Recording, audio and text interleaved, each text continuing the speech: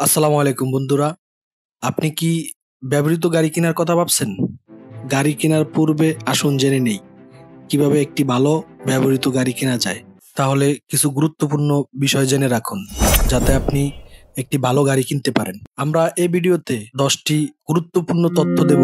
তথ্যগুলো অবশ্যই আপনারা মনে রাখতে হবে বা মনে রাখা উচিত। ব্যবহৃত গাড়ি কেনা সাশ্রয়ী হতে পারে, তবে ভুল করলে বড় সমস্যায় পড়তে পারেন, এমনকি জেল জরিমানাও হতে পারে। এই ভিডিওতে আমরা সেই সব বিষয়ে বিস্তারিতভাবে আলোচনা করব। আমরা শেয়ার করব 10টি গুরুত্বপূর্ণ তথ্য যা একটি গাড়ি কেনার পূর্বে আপনাকে সঠিক সিদ্ধান্ত নিতে সাহায্য করবে। তো ভিডিওটি শেষ পর্যন্ত দেখতে থাকুন এবং একজন স্মার্ট ক্রেতা হিসাবে হয়ে উঠুন। তো চলুন শুরু করি।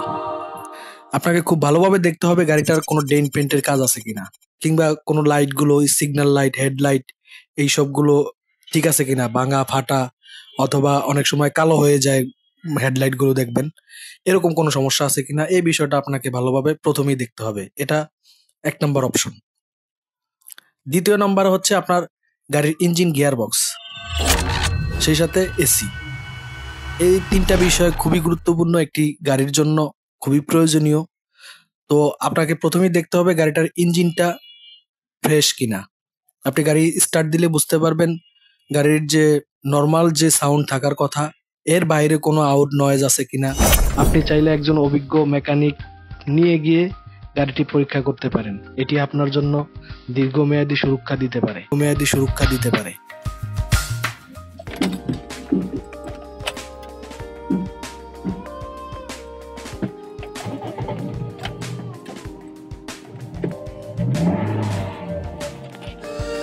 এছাড়া আপনার গিয়ার বক্স আছে, আপনি গিয়ারটা চেঞ্জ করে দেখতে পারেন। গিয়ার ব্যাক গিয়ারে দিলেন, ডিতে দিলেন, পার্কিং করলেন, ঠিক আছে, নিউট্রালে রাখলেন, তাতে করে আপনি যখন গিয়ারটা চেঞ্জ করবেন তখন দেখবেন যে অস্বাভাবিক কোনো একটা ধাক্কা দিতেছে, কিংবা গাড়িটা ভাইব্রেট করতেছে, কিংবা ইঞ্জিনের রেঞ্জ কমে যাচ্ছে বা বেড়ে যাচ্ছে। এই সব বিষয়টা আপনি সতর্কতার সাথে আপনি বিষয়টা পর্যবেক্ষণ করতে হবে। তো আপনি যদি দেখেন আপনার গিয়ার বক্স বা গিয়ার চেঞ্জ করানোর সময় কোনো রকম কোনো প্রবলেম হচ্ছে না, গাড়ির সবই ঠিকঠাক ভাবে আছে, তাইলে আপনি নিশ্চিত যে ইঞ্জিন, গিয়ার বক্স ঠিক আছে। এছাড়া আপনার গেজ আছে, ওইটা আপনি উঠে দেখতে পারেন মোবিলের কন্ডিশন কি, মোবিলটা কি রিসেন্টলি চেঞ্জ করছে না পূর্বের মোবিলটাই এখনো আছে। এই বিষয়টা ভালোভাবে ফলো করতে পারেন। এর পাশাপাশি দেখবেন যে মোবিলের গেজ দিয়ে কোনো রকম ধোঁয়ার মতো বের হয় কিনা। হ্যাঁ, মোবিল মূলত আপনি যখন অ্যাক্সিলারেটর পাড়া দিবেন তখন আপনি দেখবেন যে মোবিলের যে দিক দিয়ে মোবিল ঢালে ওই দিক দিয়ে কিছু ধোঁয়া বের হচ্ছে, ছিটকে বাইরে চলে আসে। এরকম যদি পরিবেশ হয় তাহলে বুঝতে হবে যে গাড়ির ইঞ্জিনে কোনো রকম প্রবলেম রয়েছে। এছাড়া গাড়িটার কালা ধোঁয়া মারে কিনা এই বিষয়টাও আপনি ফলো রাখতে হবে। তো আমরা 3য় নম্বরে রাখছি গাড়ির মাইলেজ চেক করুন। একটা গাড়ি কতটুকু চলছে এটার উপর অনেকটা গাড়ির কন্ডিশন ভেরি করে। কারণ হচ্ছে আপনার গাড়িটা যত বেশি চলবো তত বেশি ইউজ হবে, তত বেশি ক্ষয় হবে যন্ত্রপাতি। তো এই বিষয়টা আপনাকে দেখতে হবে যে কত হাজার কিলো এই গাড়িটা চলছে। তো এটার উপর অনেক কিছুই নির্ভর করে। এরপরের অপশনে আছে খুবই গুরুত্বপূর্ণ একটা অপশন, এটা হচ্ছে ডকুমেন্টস। আপনাকে অবশ্যই যেই যার কাছ থেকেই গাড়ি কিনেন না কেন, সেটা ফার্স্ট পার্টি হোক কিংবা কোনো একটা লোকাল মানুষ থেকে হোক কিংবা কোনো একটা শোরুম থেকেই কিনেন না কেন, আপনাকে আগে প্রথমেই গাড়ির যে পেপারস গুলো আছে সেগুলো আপনাকে যাচাই করতে হবে।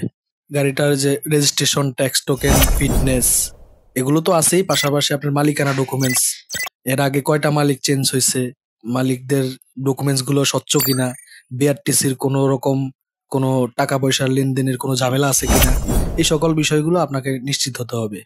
সর্বোপরি কথা হচ্ছে আপনার গাড়িটা যে কিনতেছেন, আপনি যে গাড়িটা কিনতেছেন সেটার ডকুমেন্টস এবং মালিকানা সবকিছু স্বচ্ছ আছে কিনা, এই বিষয়গুলো আপনাকে ফলো করতে হবে। তা না হলে পরবর্তীতে হতে পারে আপনি গাড়ি টাকা দিয়ে কিনে এনেও চোর হয়ে যেতে পারেন, কিংবা জেল জরিমানা হতে পারে। এই জন্য আপনাকে এইসব বিষয়গুলো তো খুবই সচেতন থাকতে হবে। আমরা 5 নম্বরে রাখছি ড্রাইভিং টেস্ট।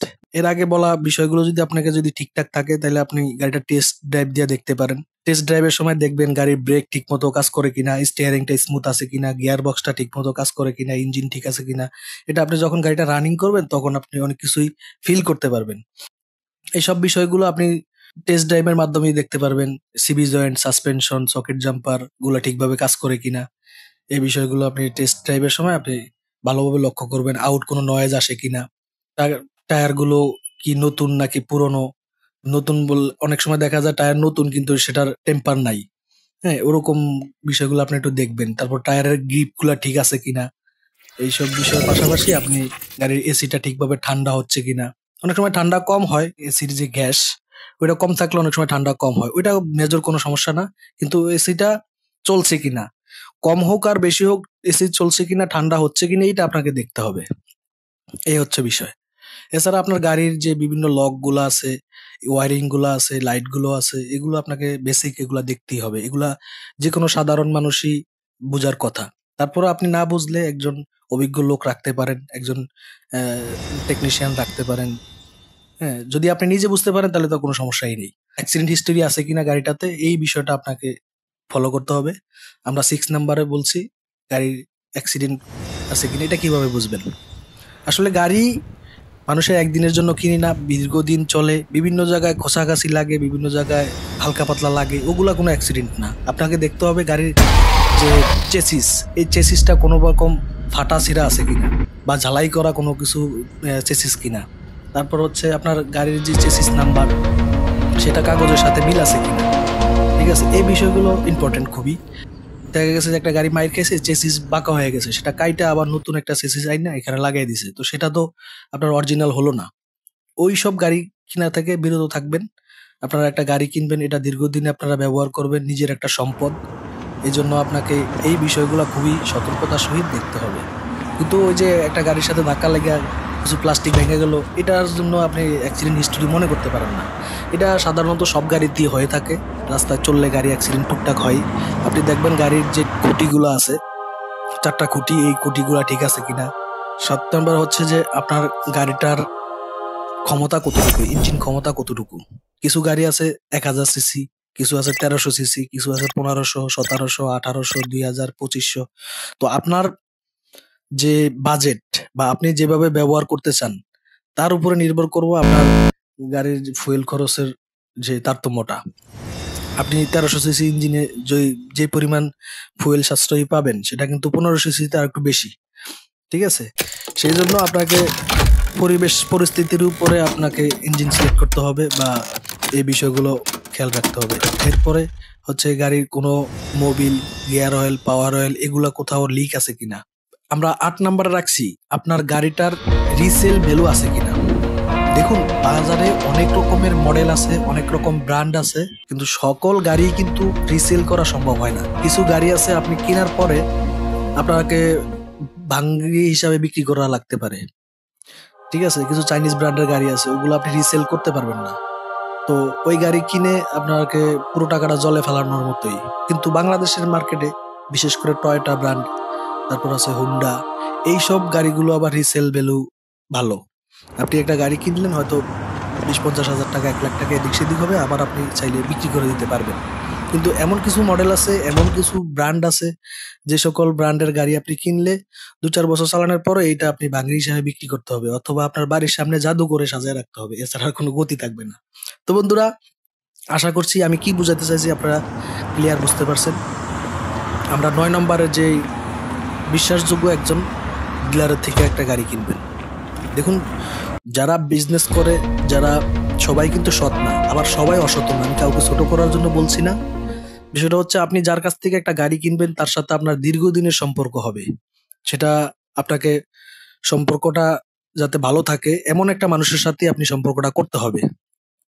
একজনের কাছ থেকে একটা গাড়ি কিনে নিলেন, তারপরে দিনই আপনাকে সে চিনলো না, এরকম মেন্টালিটির মানুষের সাথে আপনি লেনদেন করে আপনি বিপদে পড়তে পারেন। এই জন্য বলছি একটা ভালো বিশ্বাসযোগ্য একটা ডিলারের থেকে একটা গাড়ি কিনেন, কারণ এটা আপনার একটা সম্পদ।